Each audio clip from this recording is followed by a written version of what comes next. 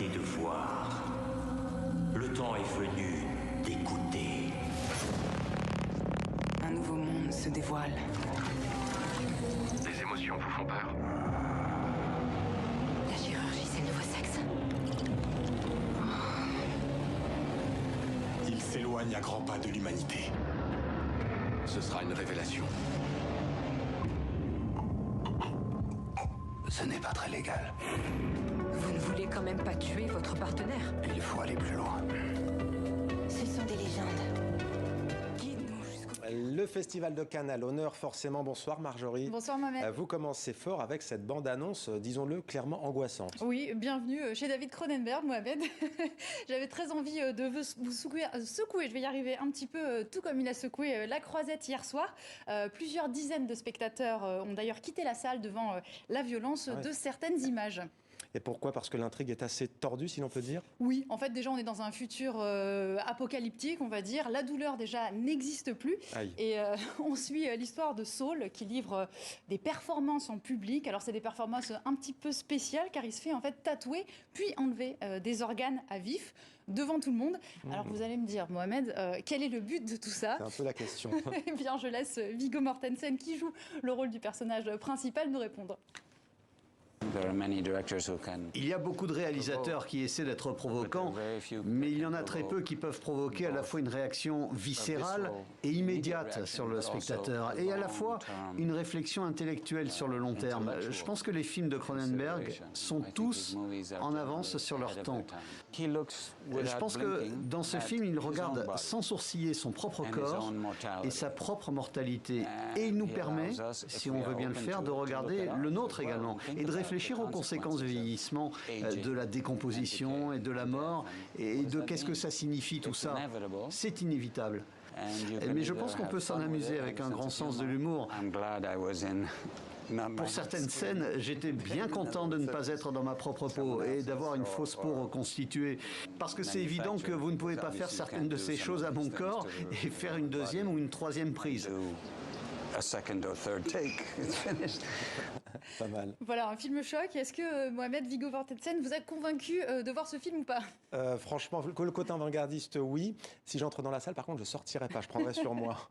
Voilà, en plus, il faut savoir qu'il y a un gros casting. Viggo Mortensen, on le voyait, mais aussi Léa Seydoux et Kristen Stewart. Et puis, sachez aussi que le film est très personnel, puisque c'est la mort de sa femme qui a inspiré toute cette réflexion à David Cronenberg. Réalisateur canadien. Canadien, on continue exactement. à parler de Cannes avec vous, Marjorie, et deux autres grands habitués de ce grand événement. Oui, 2 palmes d'or, une pour Rosetta et une pour l'enfant, un prix du scénario, un grand prix. Je parle bien sûr des frères Dardenne. Alors c'est rare que Cannes leur résiste. Cet après-midi, les deux Belges étaient justement de retour avec un film intime et lumineux. Ça s'appelle Tori et Lokita. Et c'est l'histoire d'un petit garçon qui va se lier d'amitié avec une adolescente. Leur point commun, c'est qu'ils viennent tous deux d'Afrique et qu'ils ont un petit peu du mal à s'acclimater à cet exil forcé en Belgique. Je vous propose qu'on regarde tout de suite un extrait. Qu'est-ce que tu penses de mon idée de voler de la drogue? J'ai pas envie que tu deviennes un dealer et que t'arrêtes l'école. J'arrêterai pas. Je ferai ça vendredi soir, après le travail pour Bettim. Et tu vas la vendre à qui? Au videur de la boîte de nuit qui n'aime pas Bettim. Et s'il parle? Je lui vendrai pas cher. Il parlera pas.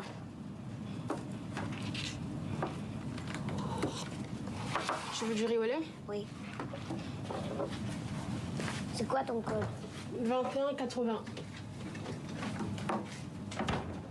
Ça marche. A la fiera dell'est, per 2 soldi, un topolino mio padre comprò. A la fiera dell'est, per 2 soldi, un topolino mio padre comprò. E venne il gatto. Cache-toi en dessous du lit. Du cinéma, des découvertes, mais Cannes, c'est aussi le strass et les paillettes. Marjorie, beaucoup de style, non? Oui, vous et moi, on est habillés de manière assez sage, mais il ne faut pas oublier que Cannes, c'est vraiment l'exubérance. Et cette année ne fait pas figure d'exception. Je vous ai fait une petite sélection des tenues, justement, les plus extravagantes. Alors voilà, on commence par une immense traîne digne d'un conte de fées. Je ne sais pas comment elle a fait à monter les marches. Une robe tortue, voilà. Là, on a une robe violette extrêmement ample.